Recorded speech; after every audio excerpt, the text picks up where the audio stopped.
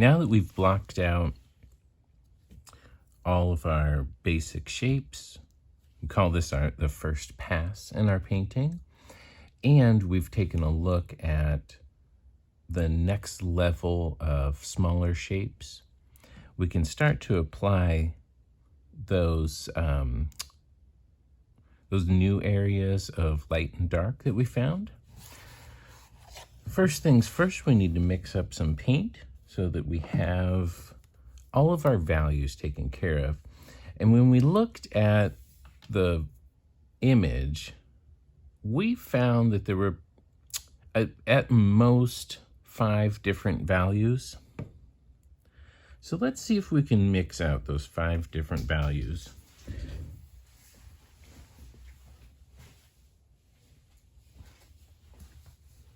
We may not need all 5 since we've got some in here already. You know, we have our lightest, we have a medium gray, a dark medium gray, and our almost black. So let's just mix all 5 anyways. That way we have enough paint to go over whatever we need to go over. This is a common part of painting. You never really know what's going to happen until you do it. So it's good to be a little prepared. We are still using our Viridian Green and our Alizarin Crimson.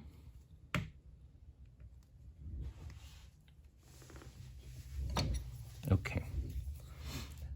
Once again, let's start off with our darkest dark.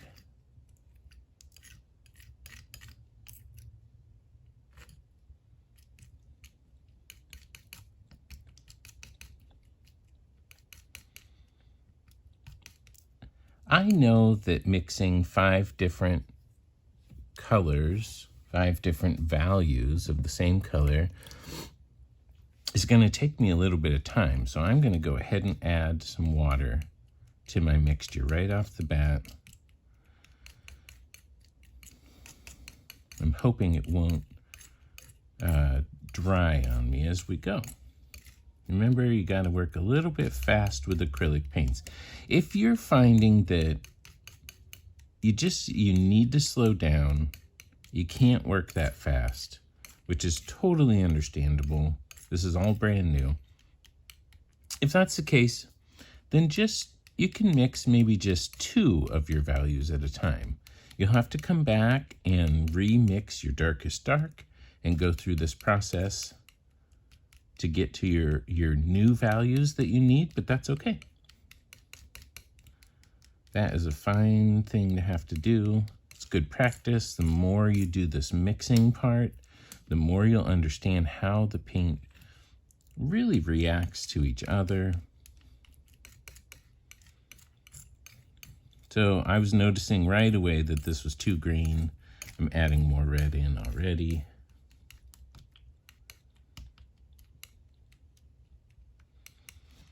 Let's get just a little bit more water in here. More water, more red.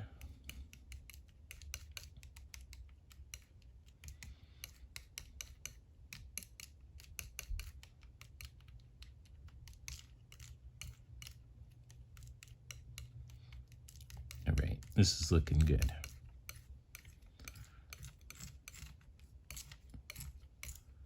Okay. So, like before, I'm going to pull about half of this off here. And I'm going to add about that much white.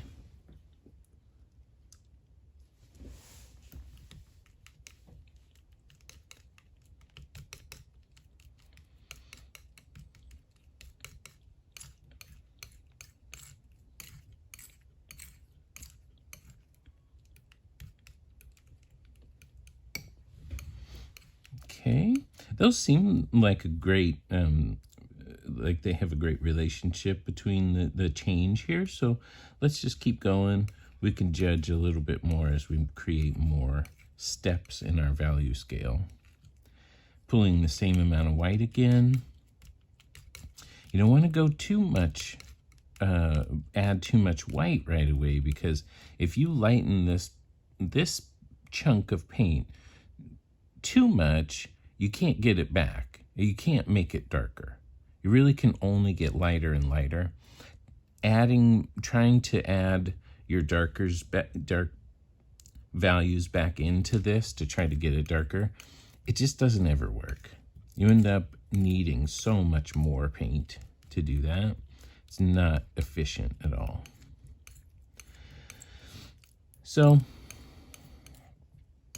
think back to your drawing experience. When you're creating a value scale, you've probably made a 5-part value scale. You may have made a 7-part value scale or a 9-part scale. And on both ends of the spectrum, you've always got black or white. So you got to think about how big the steps are in between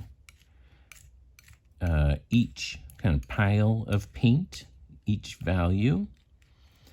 And it just depends on how many values you're making. If you're only making 3, well, then you're going to go black, or whatever your darkest value is, middle gray, and white. So you can see how the steps between those would be huge. If you've got 15 values between black and white, you're going to end up with a lot more. There's a lot more steps, which means the steps need to be smaller. Okay, and let's pull a little bit of this aside for our lightest value.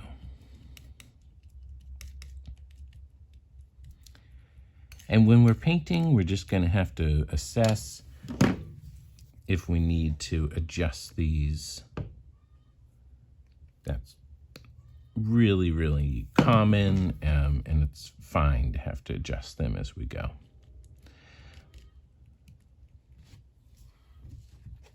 I'm looking at the lightest areas here, and I'm kind of trying to judge, do I want my lightest paint to be the same as that, or maybe even lighter? And I'm feeling like I want it to be a little lighter, I think. So I don't want to have to mix a ton of paint.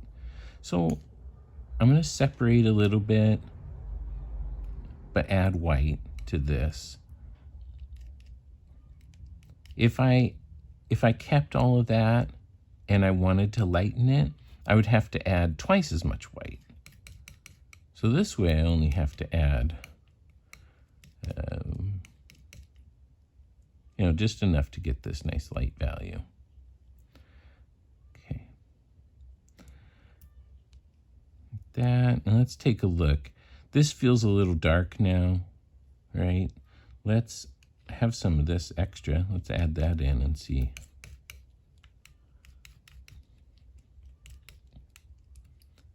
That's nice.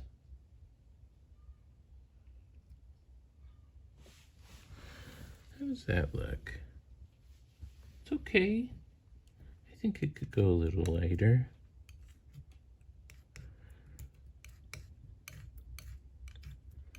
If the steps aren't perfect, that's okay. You're fighting the clock with acrylic paint. It's gonna dry on you, so sometimes it's better to just do your best with the mixture and get it on the canvas, and then you might have to come back and adjust a few things on the canvas rather than trying to get it all perfect right here. You can do your best, but you're fighting the time constraints.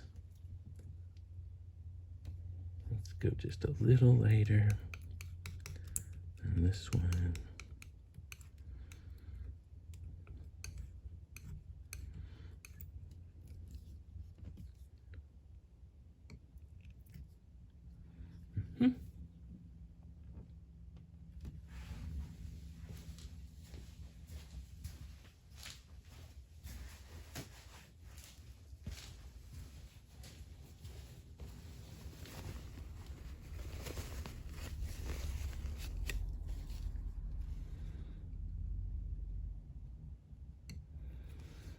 I'm trying to flatten out these paints for you so you can really see the changes in values. Something you want to do to conserve your paints, you don't want to flatten them out like that, because there's more surface area to dry while your paint sits there. So the best way to keep your paints from drying out too quickly is to clump them up into a little hill like that. I just want to make sure you could see the values really clearly. But I always keep my paints in a little mountain like that. Less surface area means they dry out less, not as quickly.